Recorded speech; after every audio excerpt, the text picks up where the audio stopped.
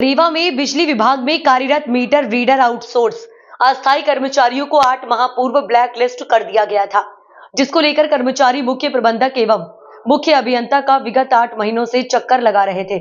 मांगों को नहीं माना गया था, जिस कारण 10/2/2025 को अनिश्चितकालीन धरना प्रदर्शन में आधा सैकड़ा से अधिक संख्या में मीटर रीडर प्रदर्शन कर भूख हड़ताल में बैठे थे। बीते कल अचानक 2 कर्मचारियों की तबीयत बिगड़ी और 108 की मदद से संजय गांधी अस्पताल आउटसोर्स अस्थायी कर्मचारियों को पहुंचाया गया और भर्ती कराया गया था।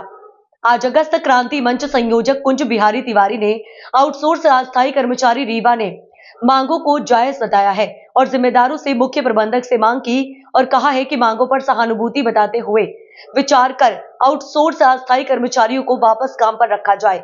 नहीं रखने की स्थिति में 15 दिन के बाद संभागीय कमिश्नर कार्यालय में अगस्त क्रांति मंच के बैनर तले हम सभी लोग अनिश्चितकालीन धरने पर बैठने के लिए मजबूर होंगे। आउटसोर्स कर्मचारियों के द्वारा अपनी जायज मांगों को लेकर अनिश्चितकालीन भूख हड़ताल धरना प्रदर्शन मुख्य अभियंता कार्यालय रीवा में कार्य किया जा रहा है। अगस्त क्रांति मंच संयोजक कुंज बिहारी तिवारी ने आउटसोर्स अस्थायी कर्मचारी संयुक्त मोर्चा रीवा व अन्य आउटसोर्स कर्मचारी पदाधिकारी काफी संख्या में आज भी कार्यालय के बाहर बैठे। मौके पर आज अगस्त क्रांति मंच के संयोजक कुंज बिहारी तिवारी से चर्चा के बाद आउटसोर्स कर्मचारियों की सभी मांगों को लेकर 15 दिन के अंदर टीम बनाकर निराकरण करने पर सहमति बनी। धरना हुआ समाप्त। सुनिए धरना प्रदर्शन समाप्त होने के बाद क्या कुछ कहा आउटसोर्स कर्मचारियों ने। अध्यक्ष अगस्त क्रांति मंच संयोजक कुंज बिहारी तिवारी और विद्युत मंडल के अधिकारी ने क्या कुछ कहा। धरना स्थल पर आपका भी आगमन हुआ और आते ही अधिकारियों के कानों में जो भी रहेगा, क्या कुछ निष्कर्ष निकला है जिसके बाद में धरना खत्म कर दिया? देखिए, सबसे बड़े धन्यवाद के पात्र हमारे भाई हैं कि जो जाग तो रहे अपने अधिकार हक के लिए और ये बैठे थे यहाँ। आज ये चीफ इंजीनियर रीवा संभाग रीवा का पत्र है और हम लोग तो ईश्वर को भी मानते हैं, सत्य को और धर्म को भी मानते हैं। तो भगवान मर्यादा पुरुषोत्तम ने समुद्र से टाइम लिया था या टाइम दिया था, तो इन्होंने टाइम लिखित मांगा है और जैसा कि उन्होंने मौखिक ऑफ रिकॉर्ड कहा है कि हम इनको सबको वापसी करेंगे। भविष्य में इस तरह की घटना ना हो, उसके लिए हम सबको आपके माध्यम से, जो ऐसे युवा हैं, सब कुछ आउटसोर्स पे जा रहा है, सब ठेकेदारी पे जा रहा है। जागो, नहीं आज ये जो लड़के इनके साथ हुआ है कल आपके साथ होगा। 15 दिन सी साहब का और 16वां दिन हम सभी युवाओं का। और देख लेना, एक ऐसी घटना रीवा जिला में होगी जो आउटसोर्सिंग का जो शोषण है उसको पूरे देश से ख़त्म करेगी। अगस्त क्रांति का गठन ही इन्हीं आउटसोर्स के युवाओं के, पवन तिवारी के जो घटना थी, और जब हम सब ने महसूस किया कि इनके साथ तो मर जाएं तो कोई नहीं, जल जाएं तो कोई नहीं, मजदूरी का भी इनका कोई ठिकाना नहीं, लेबर कानून नहीं, तो अगस्त क्रांति मंच का वास्तव में जो गठन हुआ था तो पवन तिवारी वाली जो घटना है आप सबको पता है, उस पीड़ा को देख के हुआ था। और इन भाइयों के लिए अगर ये 15 दिन में नहीं होते तो 16वें दिन कमिश्नर से को देखे। और इस बार आमरण अनशन ये भाई अकेले नहीं बैठेंगे, इनके साथ इनका ये बड़ा भाई तब तक बैठेगा जब तक, और फिर अनशन भर ये इनके लिए नहीं होगा।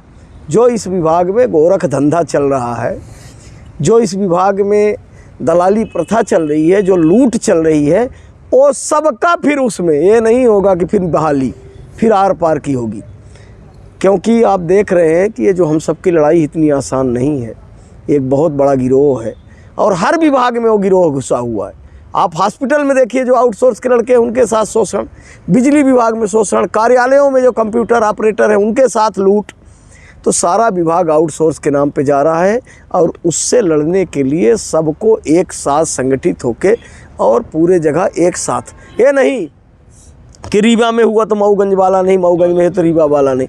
जिस तरह से करंट एक जगह से दूसरा जगह पहुंचता है, जहां अत्याचार अन्याय हो वहां हम सबको पहुंचना है। और सी साहब को भी धन्यवाद ही दे देते हैं कि चलिए लिख के दिए, तो ऐसे कई बार बोल चुके हैं, क्या दबाव है उनके ऊपर। कई नियम है कि आप अपने निजी आदमी को नहीं रख सकते हैं। एक हमारे हाथ में कई रिकॉर्ड लगे हैं कि उस नियम के विपरीत कई लोगों के सगे रिश्तेदारों को रखे हैं।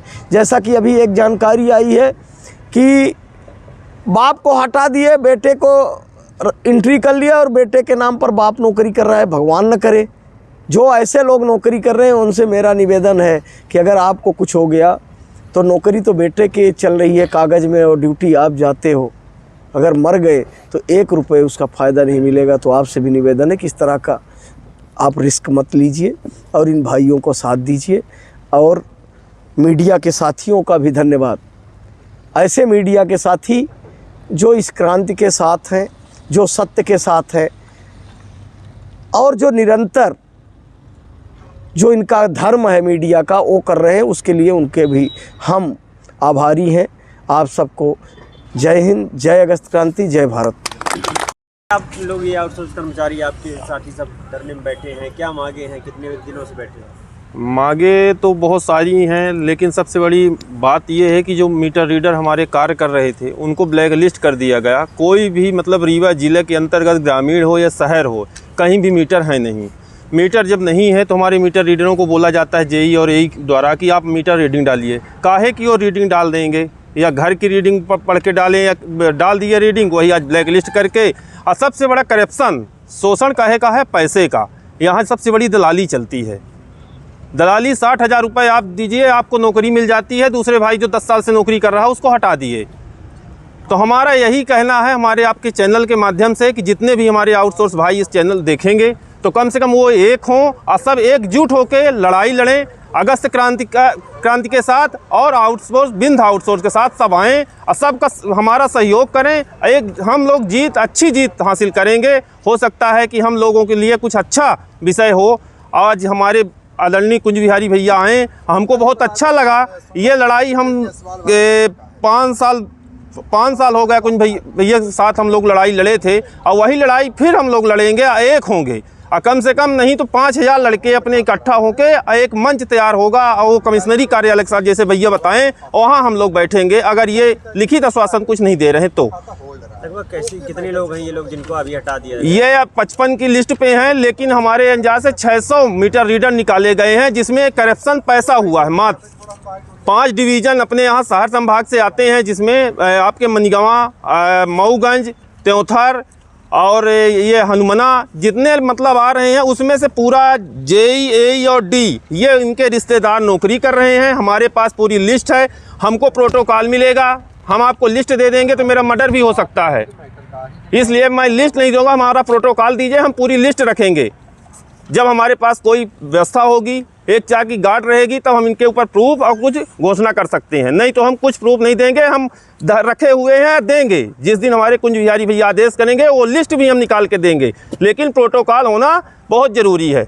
आप ही देख लीजिए कि कुंभ में गए थे, कुंभ की फ़ोटो आज तक नहीं आई, कितने आदमी मर गए, लेकिन आज कोई दे देगा तो किसके ऊपर शोषण होगा? जो आदमी देगा पहले तो उसी को हो जाएगा कि तुम कैसे बना लिए इसको।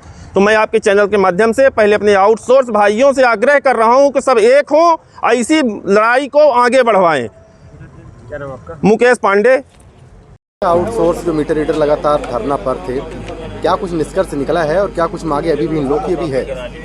ये हमारे कुछ साथी पहले के अपने जो है निष्कासित के लिए जो है दोबारा रीज्वाइनिंग के लिए यहाँ धरना स्थल पे 3 दिन से बैठे थे, जिसमें हमारे मुख्य अभियंता महोदय ने एक 3 सदस्यीय कमेटी गठित की है 13 तारीख को, और 15 दिन का समय इस कमेटी को दिया है कि ये ग्रास रूट लेवल पे जांच करके अपनी जांच का जो है प्रतिफल देंगे, और उसी के आधार पे हमारे जो बाकी के भाई निष्कासित किए गए इनके बारे में निर्णय लिया जा सकेगा।